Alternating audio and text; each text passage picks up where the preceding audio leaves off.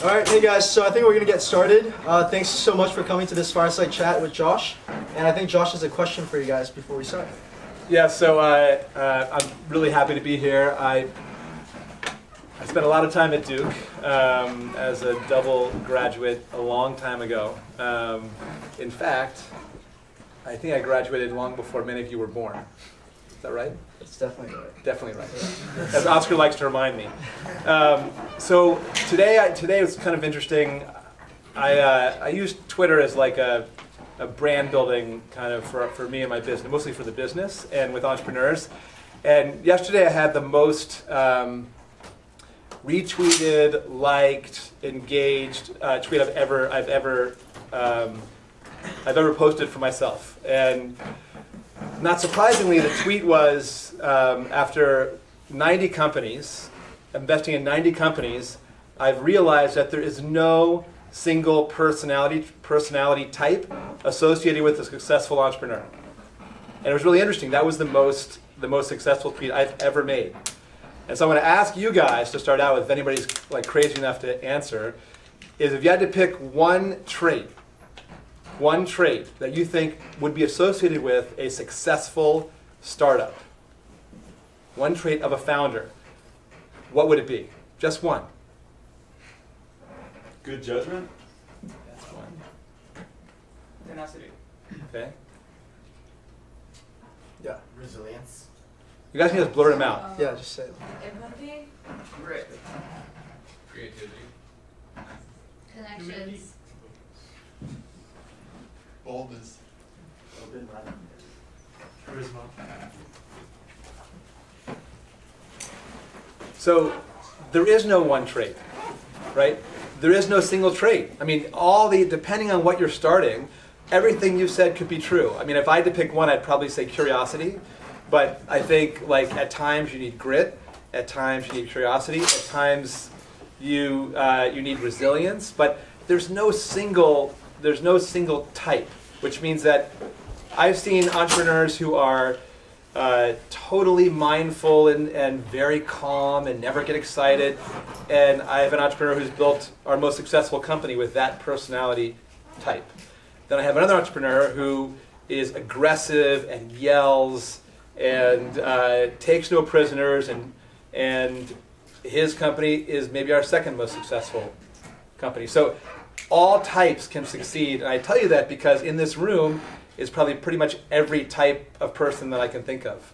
So I just want you to, if you're worried about not being the right type to start a company, I think you should think again.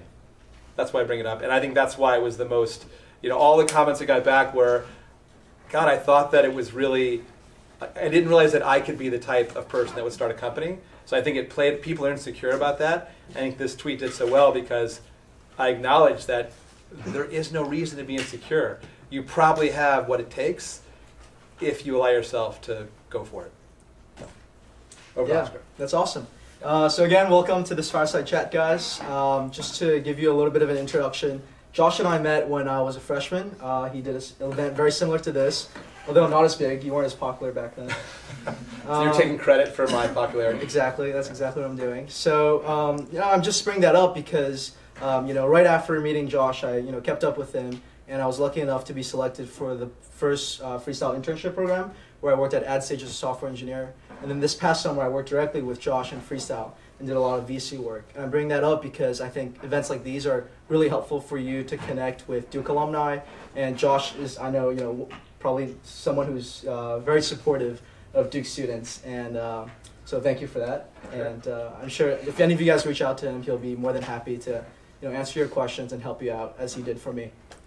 So let's get started. Josh, why don't you start us off from the time when you were in our shoes, right? So back in 1986.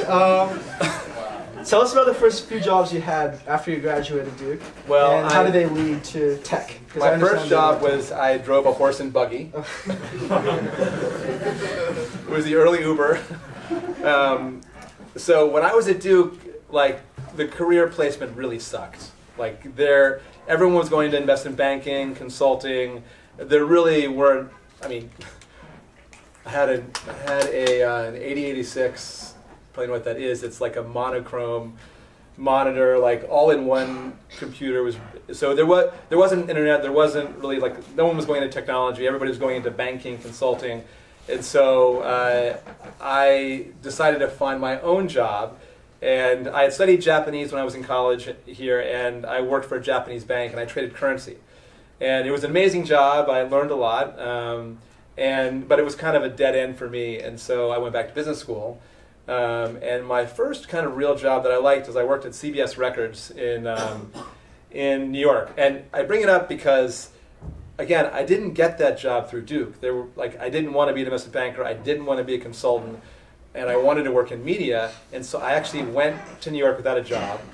And I snuck into the Fordham career placement office. And I would go in there every day and look at the job boards. And I admit I'm not proud of this. When I would find a job I would like, I would kind of take the posting off the bulletin board. I admit it, whatever it takes. And so one of the jobs that I took up was a CBS Records job, and they hired me, and it kind of started me off in my career. I guess I don't copy that. So the end just doesn't justify the means. So, but I did get this job, and it did set me off in the right direction. And then I got a job after school. I went to work for News Corp. Back then, News Corp was actually cool. Fox was doing like The Simpsons and Cops and Studs and all these interesting reality programs. And then I got transferred to London. So I was with News Corp for 4 years, doing mostly business development. But while I was there, I started working in this really weird area. It was the vertical blanking interval. It's the technology, the VBI, that is broadcast along with television. And so cool interactive content was being broadcast along with all the TV stations people were watching in England. And you could actually look at travel information. And so I got my first taste of a bit of interactivity there. And I knew we were on something. And so I remember my next job was a horrible job. It was with US West in Colorado. But it, again, helped me consider, to think about and get exposed to how the internet was going to change our lives. And at the time, the focus was on interactive television. And I remember meeting with this engineer at EA, Electronic Arts, and we were pitching them on doing something with us around interactive television. And the engineer looked at me, he was like a manager, and he said, "Listen, I'm going to tell my bosses that we shouldn't work with you because you're focused on the wrong platform. You're focused on interactive television. You should be focused on this thing called the internet. And if you focus on the internet, I will convince all my superiors to do this deal with US West, and we'll create something great." But I looked at him like, who is this guy? And how does he know this? And sure enough, 6 months later, I remember what he'd said, and I started watching what was happening at my company. I'm like, I got to get out. This is the wrong platform. And so I actually moved to San Francisco because I had to. And I became an entrepreneur in residence at a big agency that was creating websites for Nike and Apple. And I had this idea for a company called Spinner. It was the first internet music company. Basically, we took channels, we recreated channels of radio with our own DJs in something that's so commonplace now, but it didn't exist before. It was in 1996. And at the same time, this is a question you're going to ask me, I think. I met this other guy, Dave, who at a trade show, and he looked like he was 12 years old, and he was standing with he had this old, he could only afford an old PC, and he was demoing his product called the DJ, and it was exactly what I was about to start. And I looked at him, and I'm like, he's ahead of me, and I could go head to head with him, but he's ahead of me. He looks really geeky. He went to MIT, and I'm not as geeky, and so we need to partner he called us the beauty and the geek. Now, I don't really understand where the beauty came from, but I was the business guy and he was the geek, and we were the perfect match. And so we started this company called Spinner, and it became the first internet music company, and it was the biggest.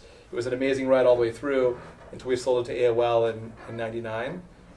Was that enough information to start? You want to go? That is, yeah. Okay. And then, just going based off that, I want to talk about your relationship with Dave professionally.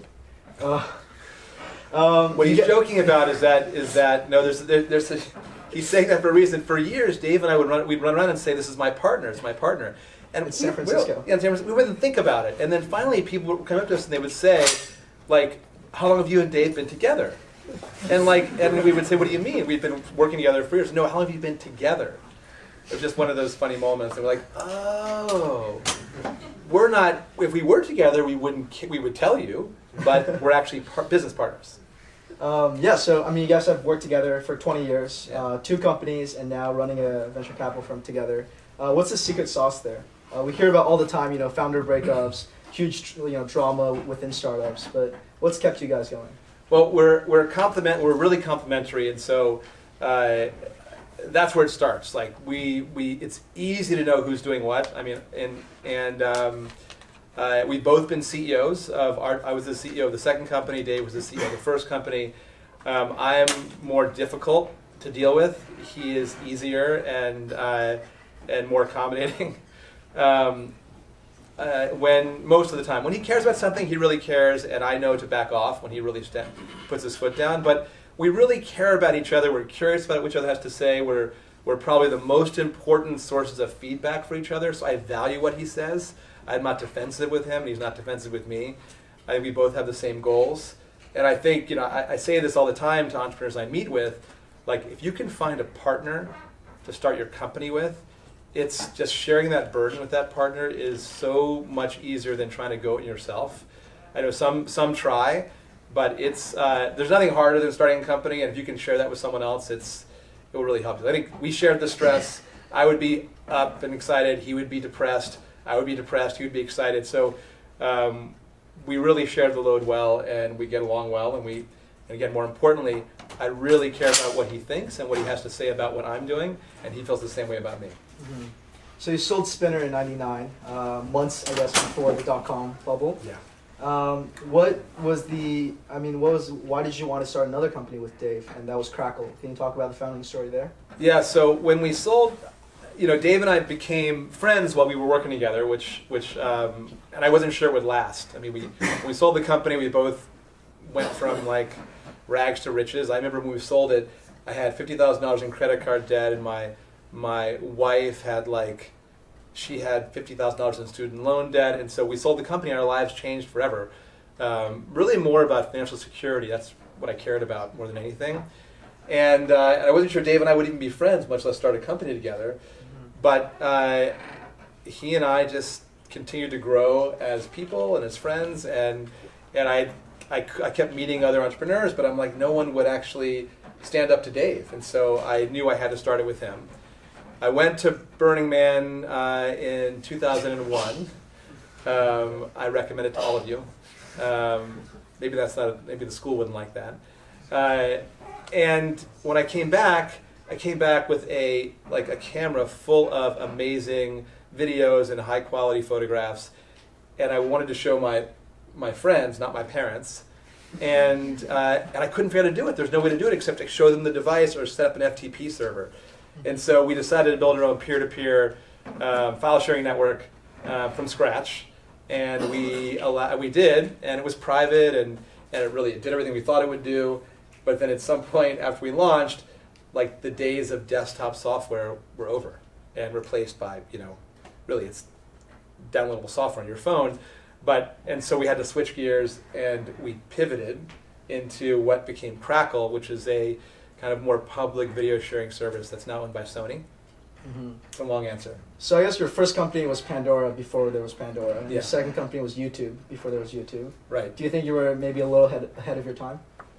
Well, I mean, that would be true if we didn't sell both for a lot of money. So I think we timed it well. We could have been. Mm-hmm. With Crackle, YouTube, we launched Crackle 6 months after YouTube. Mm. So if we launched 6 months earlier, maybe we would have been YouTube. Right. But shows you how important being first is. And there's this funny story where I was at a conference, and I was in a hot tub. And I'll tell you why that's important. Because in the hot tub with me, we had music 1.0, 2.0, and 3.0. It was really wild. We talked for all night about. So I was 1.0. Tom Conrad was one of the founders of Pandora, and he was 2.0. And then Alex is the founder of SoundCloud, and so the three of us were in talking about music all night and how it's changed and really how it hasn't changed. And so it's interesting. Out of that, I know the two guys working on a music startup over here, but the thing that hasn't changed about music is that music discovery still sucks. It still sucks. Amazing after all these years. So it's just an anecdote that even we all three agreed, and no one has solved it. So maybe one of you guys will. We also took some student-submitted questions. So this one is from Simran, who is a sophomore. And he asked, you've sold 2 companies. How did you make the decision on whether it was the right time to sell, and was it a difficult decision to make? Yeah, so every time Dave and I would raise funding, we'd actually sit down and say, okay, what's our price? We had to sell today, what is our price? And usually it was unreasonable because we wanted to build. And I think in both companies, we had that same conversation right before raising capital. And in the case of Spinner, it was insanity. It was a crazy time. I remember saying, okay, we'd sell our company for $200 million. We had like no revenue, so we had no business even thinking like that. And then AOL appeared, and they were like, we'll buy you for $200 million. And we said no. We said it had to be 500, based on nothing. And I remember we went into a room, and we came back, we're like, what do we say? We don't know what to say. How do we justify any number higher than like $50 million or $20 million? And I remember we were like, let's just give a number that sounds like we know what we're talking about. Let's make it really specific down to the cents. And so we came back and we said, we'll sell it for $351 million and like 99 cents. Right? And they were like, wow, that's so specific. We're like, yeah, it is. So I think Dave told me this, but I think the revenue to date at that point was like 1.2 million. Was the revenue? Yeah, it was nothing. Okay. And that was the number you gave them? Right. And so we're at the table with the board of AOL, like Steve Case and all these people, and they came back and they looked at us. I'll never forget this moment. The main negotiator looked at us to see if we were going to break. He stared at me for 5 minutes without saying anything. And under the table, I'm trying not to move my legs, but I'm kicking Dave under the table. And then he said, 300 million. I said, 320 million. And he said, deal. And that was the story of... Handshake and done? That was it. Yeah. So I want to conclude this segment on entrepreneurship with a question that I wanted to ask you after reading your blog post.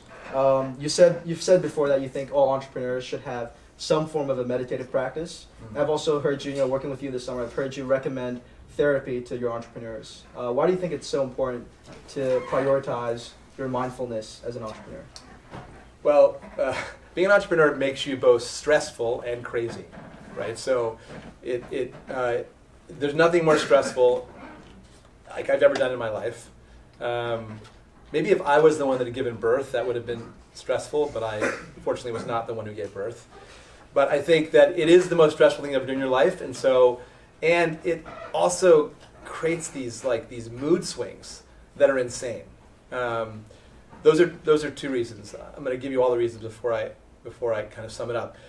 Also, meditation, mindfulness actually makes you more present, and it makes you more empathic. So someone said empathic.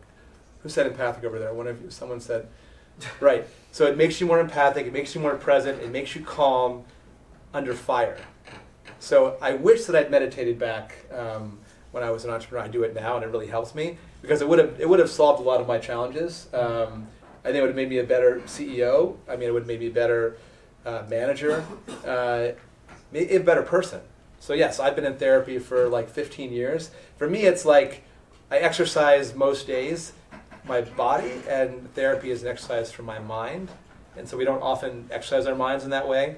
You can now do therapy online, so it's more convenient than ever before. So I recommend both to our entrepreneurs. And in fact, I think almost every single one of our most successful entrepreneurs meditates.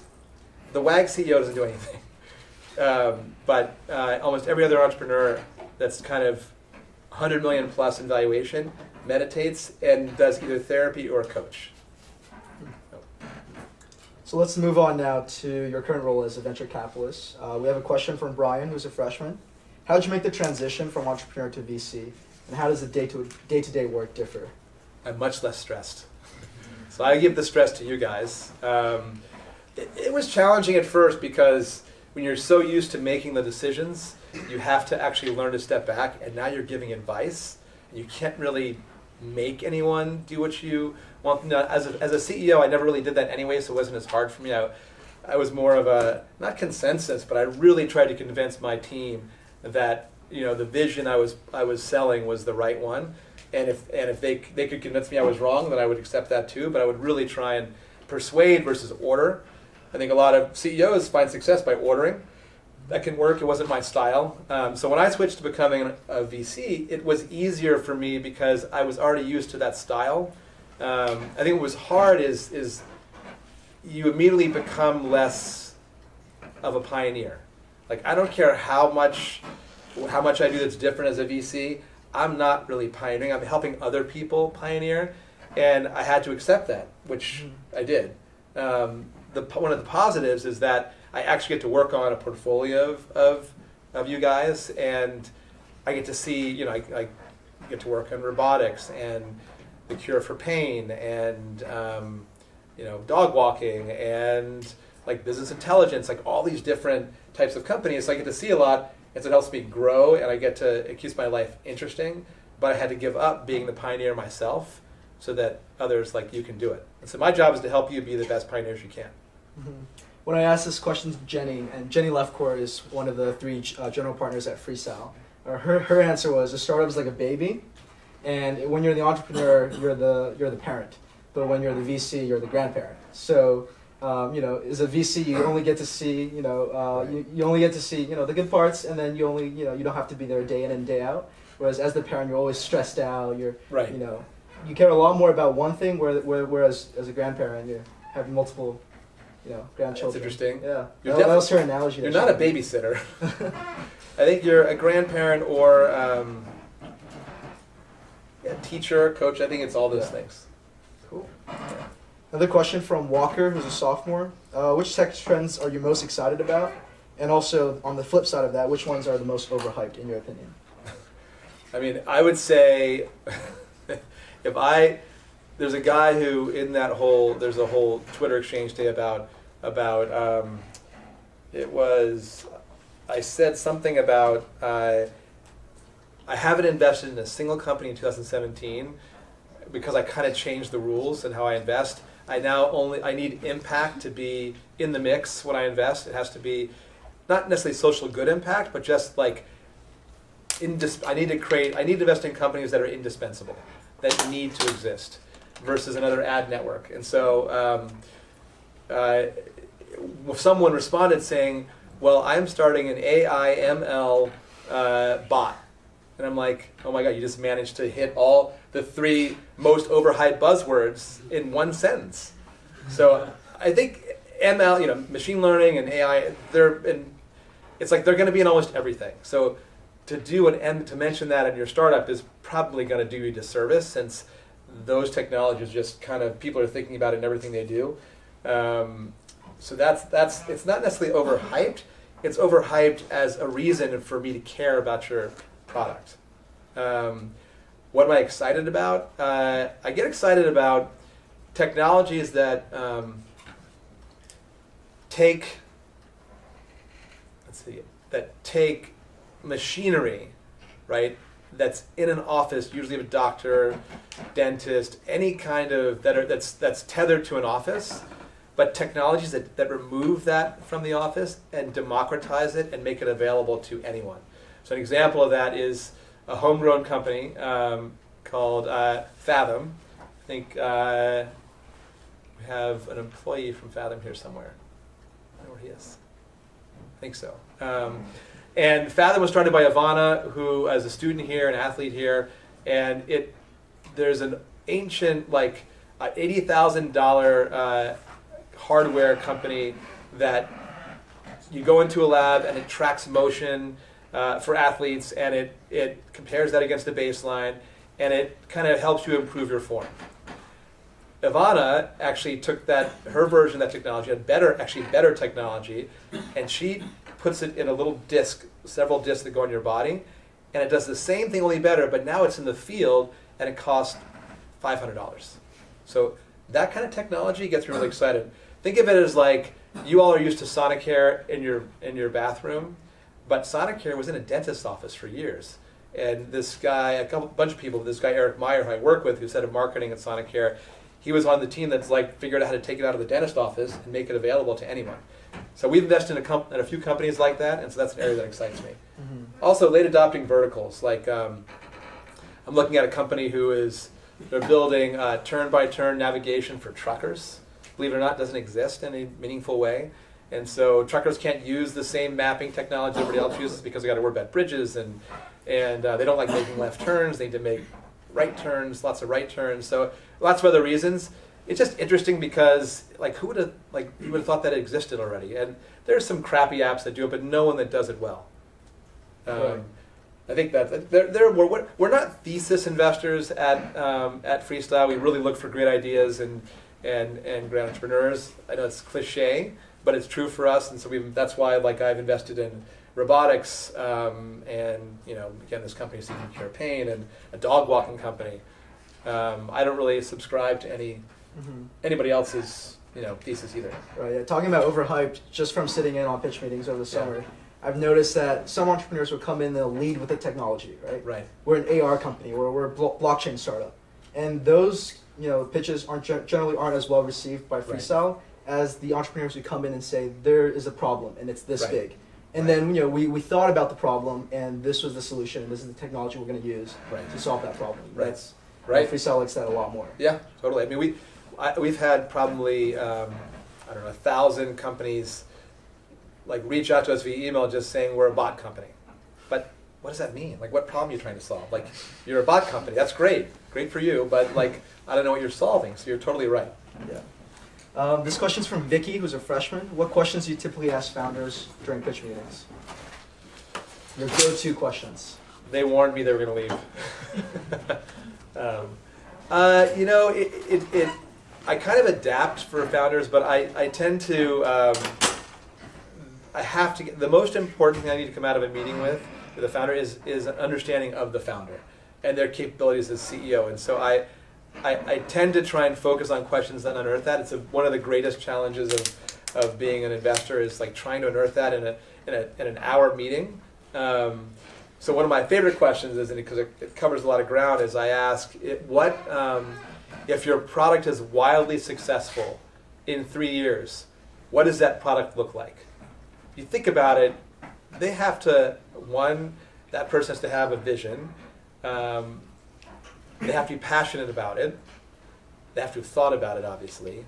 They have to think, well, wait, what does that mean? 3 years, how long is that? And what does it mean to be wildly successful? So it covers a lot of ground. That's probably my favorite question. Is we need to make an effort to support more minorities and women in the funnel. I get 20 to 1 male to female emails every day, with startup ideas, and it's incumbent upon me to actually try and at least fix the top of the funnel and actually try and meet with more women than, to improve that ratio. Our investment decision's the same, no matter what gender, race you are. So that's one thing we've got to work on, a huge area of focus for us in the Valley. I think we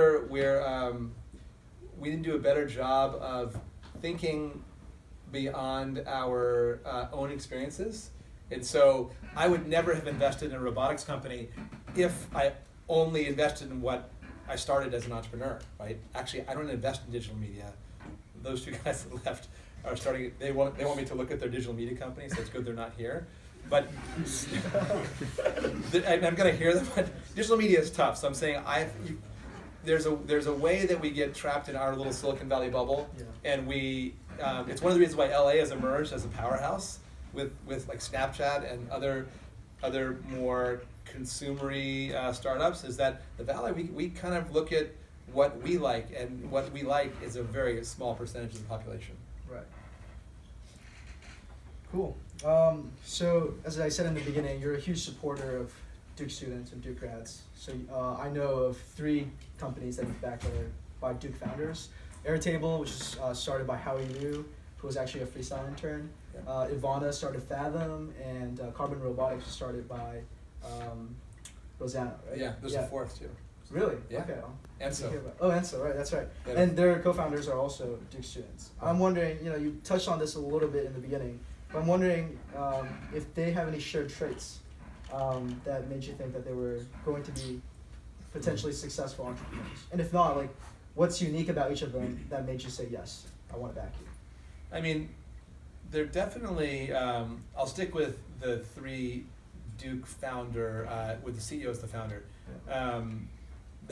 They're definitely all relentless and believers in themselves and their vision. Not all the time. Like when you're an entrepreneur, you have self-doubt all the time, right? It's what's the trend, and you want the trend to be that you believe in yourself, even if you wake up one morning and you have like incredible self-doubt. That's normal. They're all relentless. They fearless. But not unafraid. They're afraid when they need to be afraid. They're insecure when they need to be insecure. They're paranoid when they need to be paranoid about competition. They are all self-aware. I'm giving you guys the real scoop. I'm not making anything up about all of them. There are some. It's unusual. They're so similar. Mm-hmm. I don't know if that's Duke or maybe the kinds of. I back so many different types of entrepreneurs, but in the case of these three, and they're in it for the long game. Like they're not trying to start a company and quickly flip it. Like they really want to build something great, and they all want to have an impact. A positive impact and a very meaningful impact on the world. Maybe that comes from Duke. They also all want to make a lot of money. I think it's an important part of the process. It gives you the freedom to do whatever the hell you want with the rest of your life, even if that's how you look at it, or gives you security for those that have never had financial security. Like Ivana is a Ukrainian refugee, right? She's never had financial security, and I know that's a part of her thinking. I can't speak for the other two on that, but I know that there's they all have something to prove. Awesome. So we've touched on entrepreneurship, touched on venture capital. I kind of want to switch things up now and do something I like to call lightning round. Wait, I have to ask. No. Wait. No? I have a question for you. Of course, there's always a twist with you, Josh. Yes. All right. Is this one question or? We'll see. Okay. I'll make it quick. Turn it on me. All right. Let's see. Thought I was interviewing you. Oscar, what was your most embarrassing moment this summer? Do you have one in mind? No. At work or just in general? The whole summer. Embarrassing. I showed up to the wrong place for a pitch meeting once with Jenny. You did? Yeah, so I didn't make that meeting. I told her I was gonna go, went to the wrong place, and I just had to apologize after. That was pretty embarrassing. Right. That's not bad. That's it? I think so. Were there any firsts this summer? No, don't answer that. No. What was your greatest takeaway from the summer? My greatest takeaway, I think, so what you said in the very beginning about entrepreneurs coming in all different shapes and sizes, that really resonated with me because every day, going to work at Freestyle, we would have one or two pitch meetings, and they all come from very diverse backgrounds. And so that's, there's not a stereotype, there's not a Mark Zuckerberg type, or there's not a Steve Jobs type. Entrepreneurs can come in all shapes and sizes. So I would agree with you 100% on that. Cool. I'll let you off the hook. That's all I have. Okay. All right. Awesome. So back to the lightning round. Yeah. I have a bunch of questions here for you.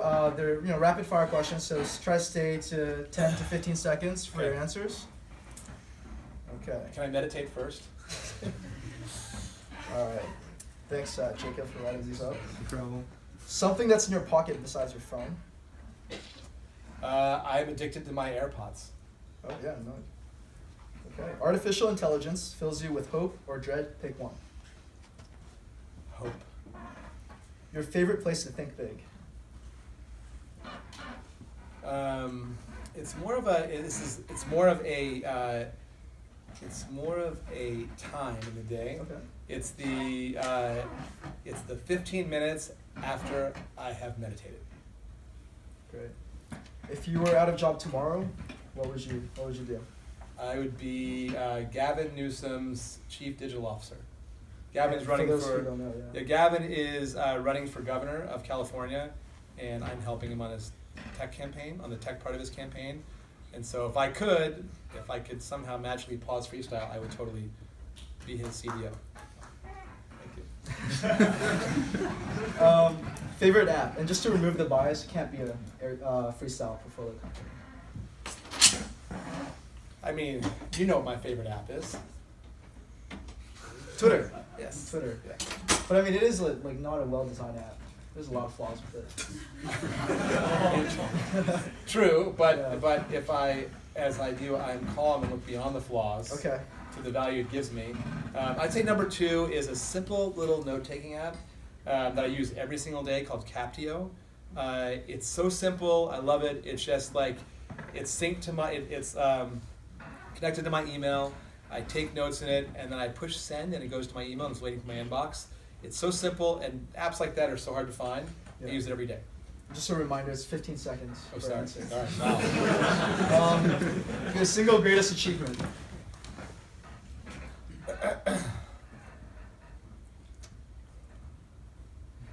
I think selling Crackle in the face of knowing that in 6 months, Crackle could be worth 0. Do you have a favorite failure that you learned from the most? Not investing. Ooh, here we go. Not leading the seed round for Uber. Yeah, stupid idea. It's a longer story, but it's a true fact. One thing you have to have in your fridge at all times. Mati. What's that? The tea? Who knows who Mati is? Oh. Yeah.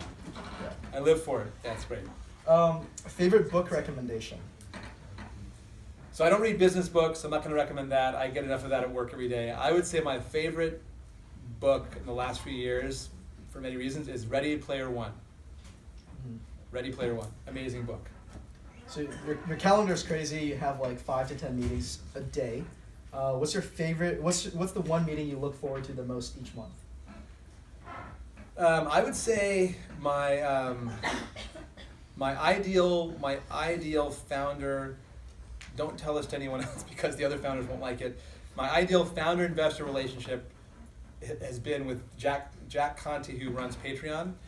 And our talks once a month are basically giving each other therapy, talking about the world, talking about his business, talking about his board, talking about his future. We totally trust each other. He tells me everything, I tell him everything, and I give him honest advice. This is a very Silicon Valley question here. What do you believe in that most people around you disbelieve? I believe we can communicate telepathically. I mean, I was kind of asking for Well, you not a great. Okay. Last question. Which team will Duke play in the national championships? Doesn't matter. Awesome.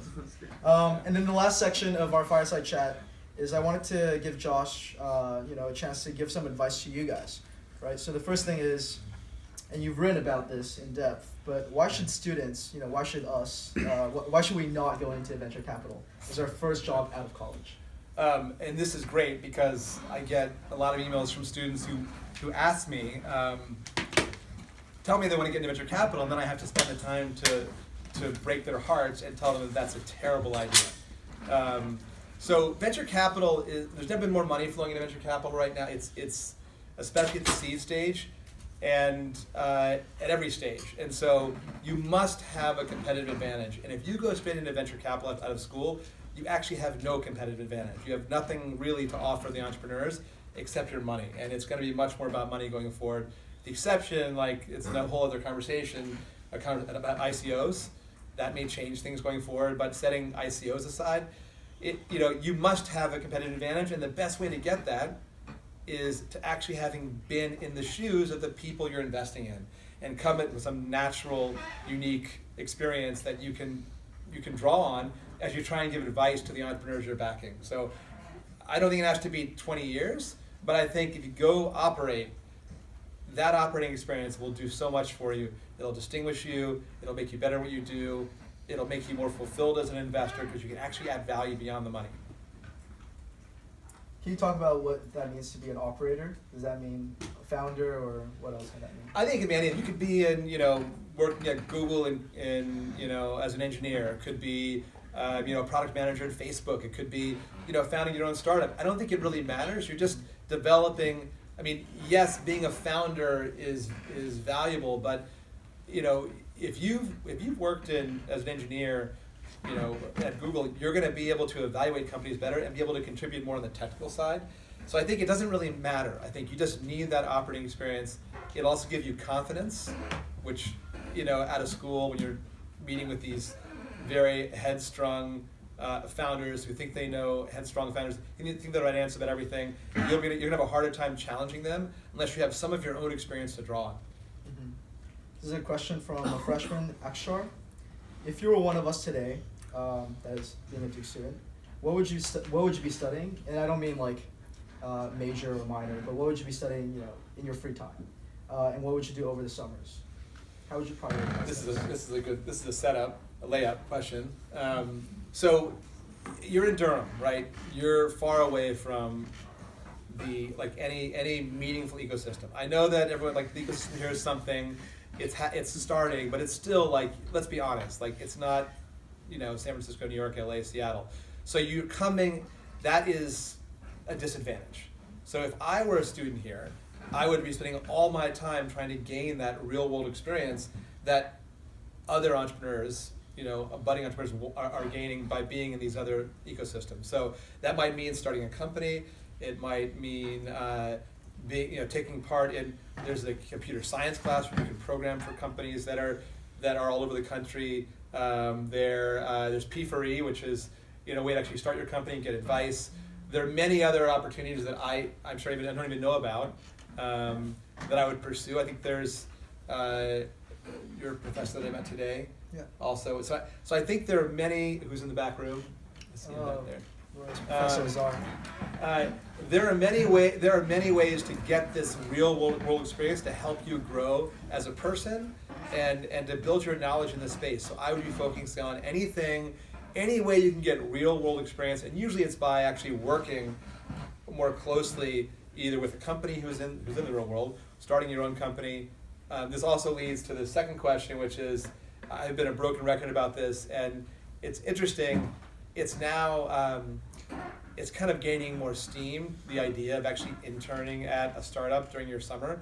And I think more and more people, how many people have ever interned at a technology company for any period of time? Raise your hands. It's pretty good. That's amazing. Yeah. If I asked that question a year ago, it would have been half as many people. Mm-hmm. I really think it's amazing. So that's my best advice. Get that experience during the summer. And take it back with you to Duke and spread it, evangelize that, so more people, more students actually, because I can tell you that the bigger the Duke network is in technology, the easier it's going to be for you. I mean, I have a small Duke network because I'm a little older than all of you, but we talk all the time, and we're much closer. We're more comfortable sharing, our trade secrets with each other because we went to the same school. There's just something about that network that has meaning. So encourage more of your classmates to join you. My next question is about the culture of entrepreneurship at Duke. So although Duke has produced many great entrepreneurs, right, many of whom you've backed, and Howie is doing a lot with the I&E program and expanding that, still many students I think would agree with me when I say that the culture of trying something new and going off a different path than most people is not the norm, right? It's not pervasive in the student body. Do you have any recommendations for us other than what you just said before? But how can we change the culture at Duke to be more innovative? Wow. I want to ask the professor. I mean, how do you change a culture? Usually it requires leadership, and not just students. I mean, students, professors, what's happening in I&E, to to help pave the way for that. There's no magic bullet. I think I don't have a magic answer for that. That's a really tough question.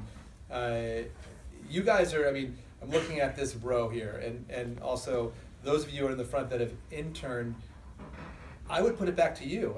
You've come back, you've experienced the world, and now you're back at Duke, and what would you do? How would you change it? What do you believe it's going to take to change the culture, to make it more innovative? I'll put it back to those of you who have been in these innovative environments. Right. I think one thing I'll say is the organization that's hosting you right now, Catalyst. Yeah. That's really our founding principle. Is many of us have interned in Silicon Valley or interned in a tech hub, and we don't find that here. We don't find the same culture here. So we wanted to bring it back. And I know in September I did a talk on working at Freestyle and what that was like. A bunch of people showed up, and I think just spreading the message that way is really, really valuable. Right. Yeah. And then what about you guys? What are some ways you can think of improving this culture? Probably want the freestyle interns. Saeed? I guess I would back Josh on the fact that spreading the word is very important, because not going to a school that's in Silicon Valley or in the Bay Area where most of the technology is So just the opportunity to work in technology throughout the year is not as there for us as maybe if we went to some name of a school that I don't remember that's in Palo Alto. But so actually I think if Duke students, because I do know some Duke students personally that have actually gone and started their own companies and are based in Durham, based in the area, and then they bring other Duke students to work with them. Then those Duke students, as the company grows, bring other Duke students, and they tell their friends about the experience. So I think as more Duke students actually start their own companies and do grad start their own companies, and more become based in the area, that opportunity will just be more available to us, and kind of the culture will follow. And I think to add on to that, in addition to starting your own company, I think if more Duke students went into startups, I think that'd be really beneficial, because a lot of Duke students will go into large companies, and everyone already knows about those companies. So going to more startups where, there's so many, I imagine all the companies in your portfolio, many people don't even know about, what those technologies are, that the fact that those are even problems. So I think having a bigger Duke network in startups specifically, I think could definitely, over the long run, definitely help change the culture as well. And if you want to hear more about that, we're having an info session directly after this about the Freestyle internship program. So here's my last question that I have for you, Josh, and it's kind of a chance for you to leave a parting message. If you could put up a billboard outside of the Duke Chapel that students would walk by and see and be reminded of every day, what would that billboard say?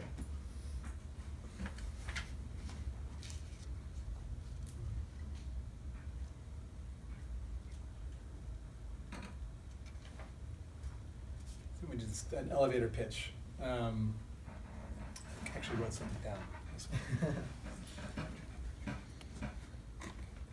I hate that I'm distilling this whole session into one billboard.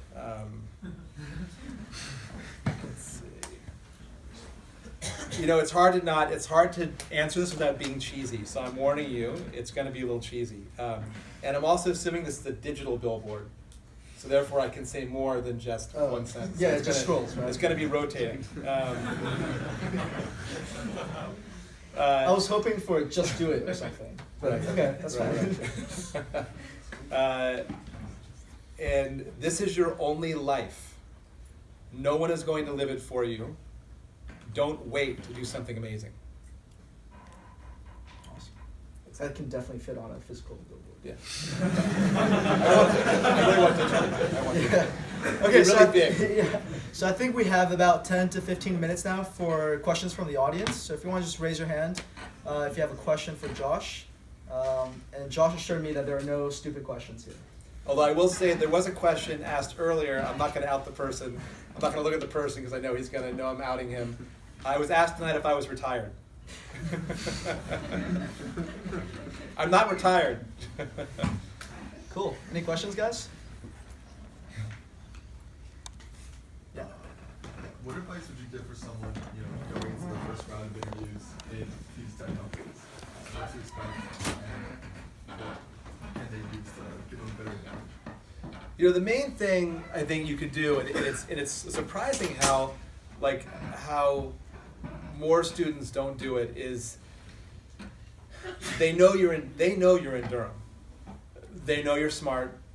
They know that you're here because you're interested, but you have to prove that you have a baseline knowledge of the industry they're in, what's happening, what's current in technology. Like, if you go in there and start throwing out like the buzzwords, ML, AI, bot, like it's just not gonna. Your interview is gonna be very short, right? So you want to make sure that you're savvy about what's happening, especially in their industry. So that means obviously understanding the company, but think of understand the industry they're in, understand the trends that are happening. This is very broad and vague stuff, but it's important, right? You can't. And what I would do is try and research, if you can, the person that's interviewing you, and really understand who they are, who that man or woman is, and try and come up with something that surprises them that you now know about them, and try and relate that to the interview. Especially if you're asked a question, you can say, well, like if you're asked about what you do for a hobby, don't make something up, but say, well, you know what? I noticed that you are a trail runner, and like I too trail run. That's not creepy. It's not. It really isn't. It shows that you're paying attention. It's the first like lesson in sales is to know your audience. So really personalize your questions and your answers as much as you can based on the company and the actual person doing the interview. Ben? One last thing on that. I get probably like, I don't know, like 30 or 40 LinkedIn requests every day or two, and almost all of them are the generic LinkedIn request, even though now LinkedIn tries to force you to make it personal, and I don't respond to any of those. I just can't because of my time. So don't do anything generic. Ben? So you mentioned how entrepreneurs often go through highs and lows. Many talk about the roller coaster of emotions throughout the life cycle of a company. So I wonder if you have a particular story that comes to mind for like a course of a few days or a week where you went between the highs and lows. It's the worst story for any. I've never heard of. I guess there are worse stories. So we launched Grouper in like 2000. I guess it was 2004, and I managed, even though we're just launching, I managed to get the Wall Street Journal to cover our launch, and no one really knew about us. It was a huge coup for me, and I was so excited about it. And there was this amazing article like on us and like how we're gonna change the way that people are able to share with each other. And we launched it. The article ran the day we launched, and within an hour of launching, basically our whole service shut down. And shut down to the point where we could not figure out why. Nothing was working. No one could share. No one could share media. The whole service was taken down, and it was down for 2 weeks. So we launched, and every day I'd wake up, and every night, and I would have a heart attack. And I'm not an engineer, so I would just be beating up my engineers. Like, how can you not know? Beating up Dave. I mean, I was definitely a freak. It turns out we had a memory leak, but it wasn't in our code. It was actually in a Cisco router that was at our hosting facility, and they denied it. And we kept bringing in experts. They kept denying it. And finally, they found it, admitted it was their problem, and they fixed it. But for those 2 weeks, at some point, I had to, there was nothing we could do. We were kind of shut down. And so we began to stop worrying about that and really using that time to focus on our future, our product.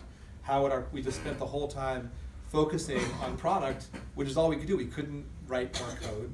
We just focused the whole company on our product roadmap.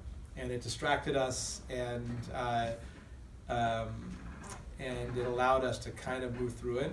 But it was I don't know if you can fully imagine like what it's like to actually have your baby out in the world with a huge bang and then have it totally and completely fail.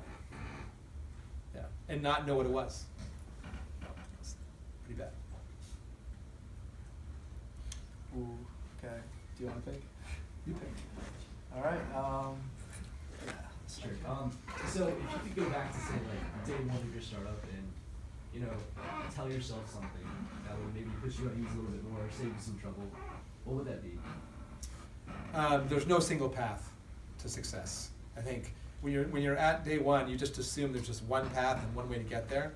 I think there's no single path to success. So if you go down one path, there's another path you can go down. It's not like you're bounded. I think that's one thing which I would tell myself. Obviously, meditation, I would tell myself to meditate. But I think there are always multiple paths to success. I know, but it's almost impossible to see it when you're starting. I would look at my team too and feel like if I have a great team around me, that we can solve anything. Like have faith, in the team. Trust the process of being innovative and know that you're going to fail. There's a glorification of failure in Silicon Valley. Don't buy into that. Failure really, really sucks. Like it's not. There's no good. Yeah, maybe there's a silver lining. You learn what not to do, but it feels horrible. There's no getting away from that. But you can fail all the time with features and the growth of your product. You can fail all the time within your product lifecycle. Everyone does that. So I think be comfortable with failure as you're growing your business. Don't, because from failure in that small way, you can apply learnings to doing things better. You will get better by failing. In fact, you do learn more by failing than you do by success. I do believe that. And so especially when it's in the life cycle of your company, when your company fails, you will learn something too, but nothing will erase the feeling that you had of your company failing. There's just no way around it. And I think it's important for all of you to go into starting a company with that kind of seriousness because, when obviously you want to be successful, but you want to take starting a company seriously. I mean, you have employees, you have investors, usually your friends and family invest first, and so it's a big deal and you want to be serious about it as you approach it. Yes. Hi Josh, Hey. thanks for taking the time out Sure. doing this. So my question is that Silicon Valley is mostly all about engineers, the geeks, the nerds. So how does someone without a technical background, what does we have in this day and age to enter the startup ecosystem? That's a good question since I don't have a technical background.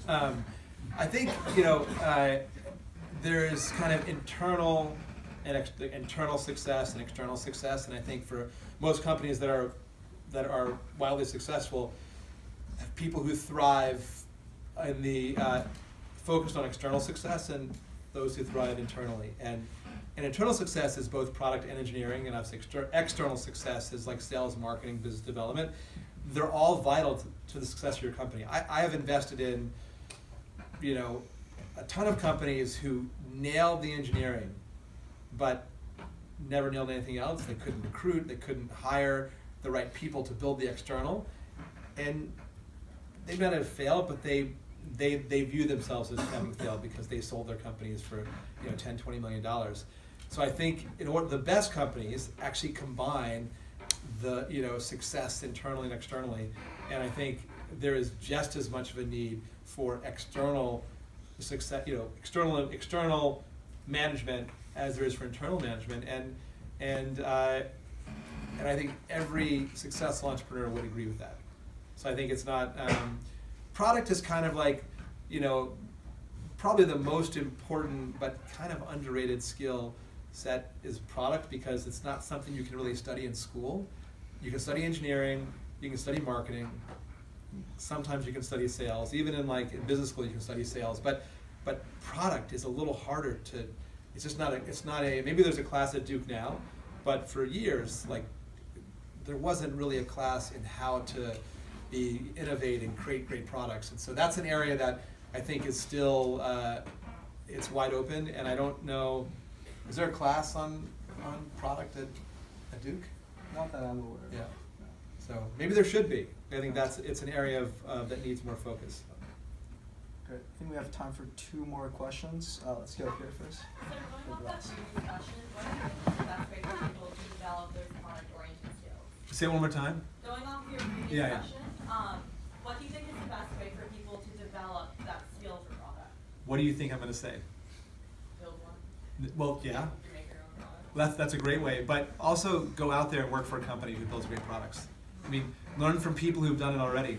You know, it is hard to do it in isolation, but I think you can learn from whether you're interning or there actually are. I can't because I don't read business books. I really don't. I read business articles. Like there are books on building great products. I wish I could recommend one to you. Maybe this crew who's more well read in business books than I do can recommend it. But Well, I think more than like any book, do the Freestyle PM internship. there you go. It's fine. Nice. So our last question is going to come from a former Freestyle intern who worked at East Central, Michael, who's now a senior. Last summer he worked at Facebook. What's your question, Michael? So my question is, a lot of like the advice that like I've heard like entrepreneurs give is like you got to give it all, like go 100% in, like don't worry about failure, like just if you try hard enough, it will come true. But I'm curious, like, is there not some balance of like a healthy amount of caution or like knowing when to like throw in the towel? Because I can imagine that sometimes you just have a bad idea and no matter how much you try to make it work, it won't work. Like how do you figure out like when you like really need to put it all in or like change? It's a great question, and we have to ask that question all the time with our portfolio companies because there are times we don't ever like to be the one that does it, but sometimes we have to say, hey, I think it's time, right? And usually the only reason you keep going is if you're not honest about where you really are. So it's about being honest about where your company really is and constantly evaluating. When you look at all the factors that went into starting a company, all the things you looked at to start it, it's kind of doing that process all over again. Is say, okay, we started, we thought we had, we were on this path, we knew we had to accomplish A, B, and C.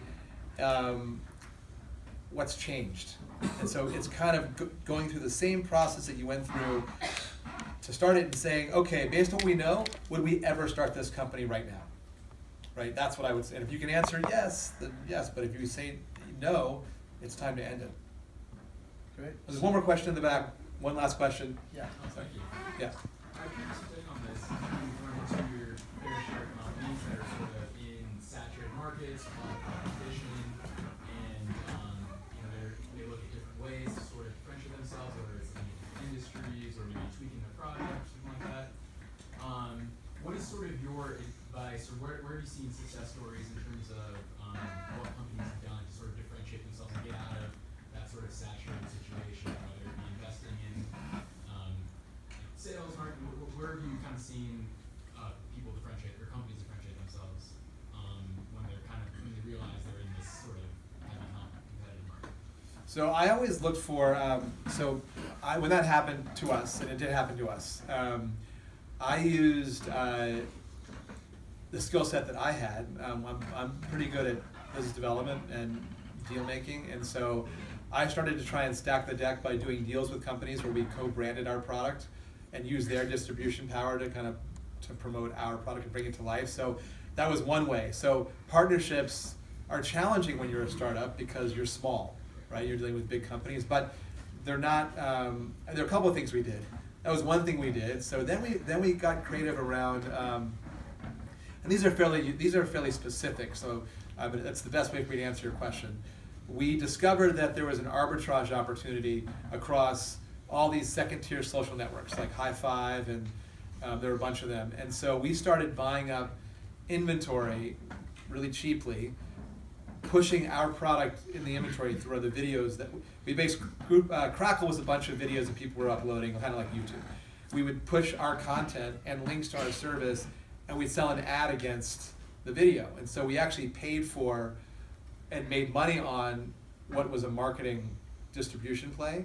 And so that became a unique advantage. We acquired like 12 million unique users to our service just by leveraging this arbitrage. So getting creative about distribution in ways that your competitors may not be because they're kind of sitting more comfortable with their lead can help you do that, whether it's BD or customer acquisition, trying to rethink the rules around that. Those are some of the things I would look at. Yeah, sure. Awesome. So Josh, on behalf of Duke Catalyst and everyone in the audience today. Thank you so much for making the time to be here. And how can people, if they want to get in touch with you, how can they get in touch? Really? Twitter handle. I am Josh at freestyle.vc, and so you can reach me that way. Obviously, if you do it, it may take me a while if everybody does it at the same time. But if you do it, just what I would say is, like, have a specific question versus just like, can we talk? I would love to talk to all of you. I actually would, but I can't. And so, but I'm happy to answer your questions. So think of what you want to know. Ask me a question. I'll answer it via email. There may be a reason for us to have a longer conversation, but start out with that. That would make my life a lot easier. Again, maybe none of you will email me, but just, but if you do, please try and focus it on something specific. And your Twitter handle? Josh Media. Great. So thank you, and all right, let's give Josh a round of applause.